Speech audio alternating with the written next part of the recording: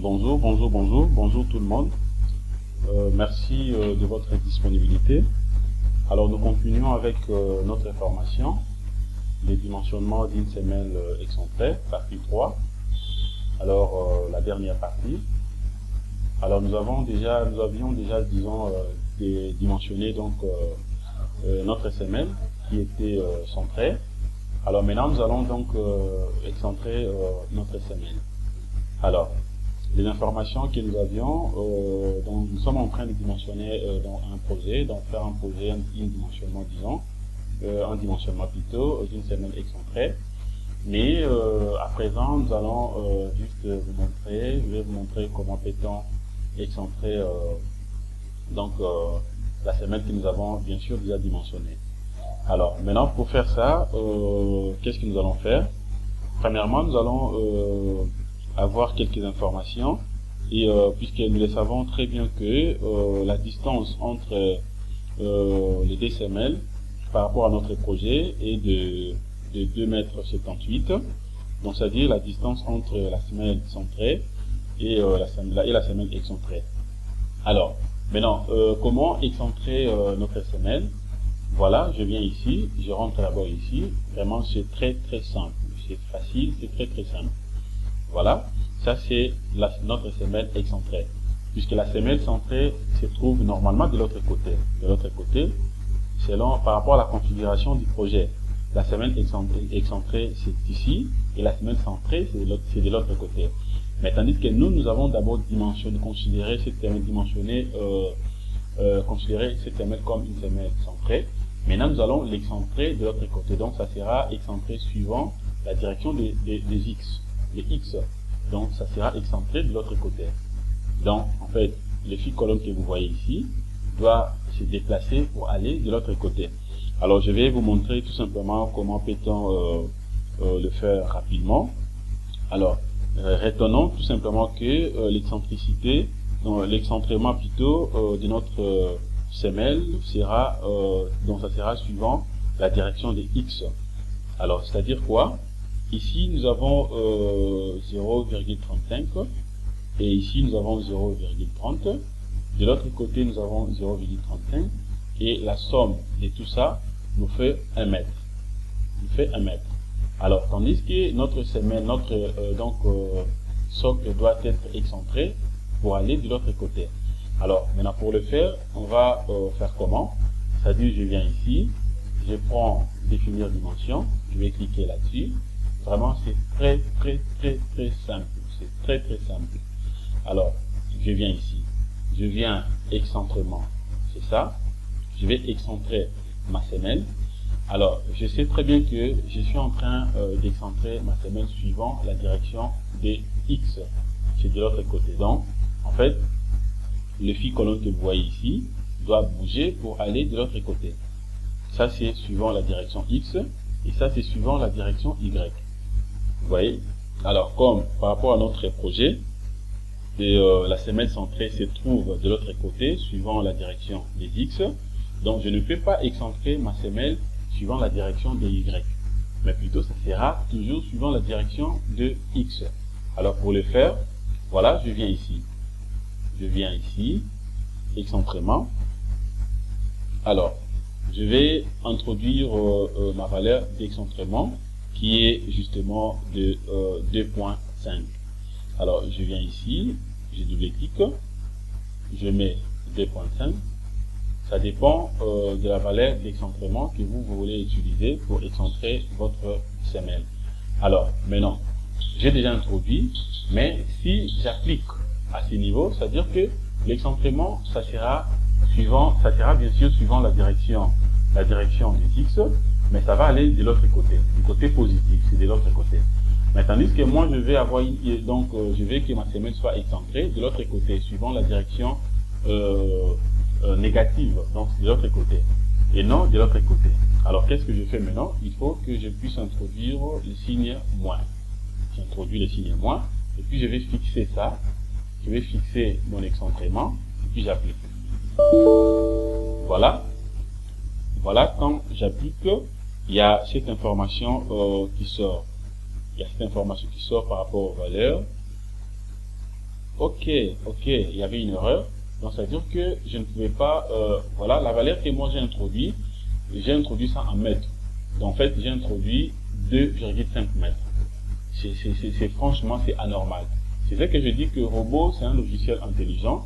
Donc lorsque vous introduisez des mauvaises informations, vous n'aurez pas aussi des bons résultats plutôt. Vous voyez, puisque déjà la largeur totale de ma semelle est de 1 mètre. Mais moi, j'ai introduit une valeur qui est supérieure à ça, donc 2,50 mètres. Tandis que c'est en centimètres, donc ça sera 25 centimètres. Et quand j'applique, vous allez voir,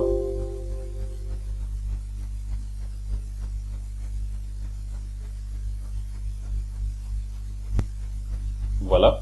Donc je viens d'excentrer en fait ma semelle. Alors je vais vous montrer une chose par rapport à l'information que nous avons reçue tout à l'heure. Voilà, c'était comme ça. Je remets d'abord tout à 0 pour vous montrer. C'est aussi bon, je ne peux pas enlever ça pour que vous puissiez voir comment est-ce que lorsque vous commettez une erreur, comment est-ce que le robot va réagir. C'était comme ça. Ma semelle, c'était centrée. Alors moi, je vais excentrer ma semelle. La valeur, c'est de 25 cm. Alors, moi, j'avais introduit une valeur qui était, j'avais introduit une valeur disons comment, en mètres. Donc ça, c'était 2,5 mètres. C'est pour cela que le robot n'avait pas calculé. Vous voyez? Donc, je vais faire ça exprès. Si je prends, par exemple, 2,5, c'est en mètres. Ce n'est pas centimètre. Lorsque j'applique ici, le robot ne va pas calculer. Valeur d'acceptation hors limite. C'est normal. Et si je viens ici, maintenant, pour prendre ça, pour mettre ça en centimètres, donc ça sera 0,25. Ça sera 0,25. Donc ça sera 0,25 et je mets le signe négatif. Je fais OK et puis j'applique. Quand vous appliquez, vous allez voir que c'est bon. Voilà. Maintenant là, je viens d'obtenir et puis je vais fixer ça. Voilà, je fixe ça. Je viens d'obtenir ma semelle qui est bien sûr excentrée. Vous voyez, c'est une semelle excentrée. J'espère que vous voyez très bien. C'est une semelle excentrée. Je l'ai excentrée de 25 cm. Vous voyez? Donc ça dépend. Alors si je vais vraiment avoir un excentrement correct par rapport à cette représentation, alors c'est juste question de faire ceci. Je viens ici, je prends toujours dimension. Voilà. Maintenant ici, ça sera donc 25 plus 10, donc ça sera 35. Et quand j'applique, voilà ce que j'obtiens. Voilà, c'est textuellement par rapport à ce que je fais dans les croquis. L'excentrement de ma semelle. Voilà ce que j'obtiens. Voilà. Voilà. En avant, vous allez vérifier. Vous voyez, c'est presque la même chose. C'est vraiment la même chose. Alors maintenant, je vais dimensionner. Je vais maintenant calculer ça. Alors, c'est juste question de venir ici. Le paramétrage du dessin, nous l'avions déjà fait. Bien sûr, oui. Et puis à partir d'ici, je peux calculer. Je lance directement les calculs. Voilà ce que j'obtiens. Voilà ce que j'obtiens. C'est juste pour vous montrer comment est-ce qu'on peut dimensionner et une semelle excentrée. Voilà, nous venons de dimensionner notre semelle correctement. C'est vraiment très bien. Voilà. En fait, c'est ça. Si vous voulez visualiser, voir peut-être votre note de calcul, vous venez ici, note de calcul une fois cliqué. Voilà, vous allez voir que tout ce que nous avons fait est là. Vous voyez, donc tout est là. Vous voyez, vraiment tout est là. Vous avez la possibilité de vérifier comme vous voulez. Vous voyez, voilà. Donc vous avez les informations normales en fonction de tout ce que nous avons fait. Voilà. Voilà, tout est là. Voilà, tout est là. Et même la contrainte qu'on avait introduite, voilà, la contrainte en ELI, c'est la contrainte de 0,30 mégapascal. C'est ça? Donc, tout est correct. Alors, pour voir votre dessin de rendu, c'est ça. Alors, vous avez la possibilité également d'ajuster, l'écartement de vos étriers, de vos barres, ainsi de suite. Donc, vous avez cette possibilité-là pour faire ça. pouvez, soit ça dépend de vous, venir soit ici. Venez par exemple ici. Vous voyez, ici. Alors, je peux dire que je peux faire ceci. Une fois que je coche ça, c'est-à-dire vous confirmez ça, et puis je viens ici, je vais relancer le tapis.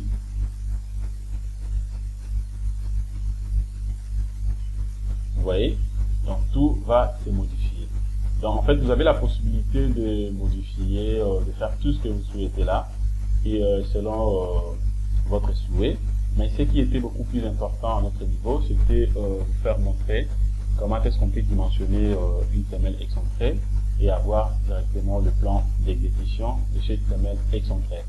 Voilà. Alors si par contre vous souhaitez également apporter quelques corrections ou je ne sais pas quelques informations concernant, vous voulez par exemple importer le fichier, le plan d'exécution sur AutoCAD, nous allons le voir prochainement.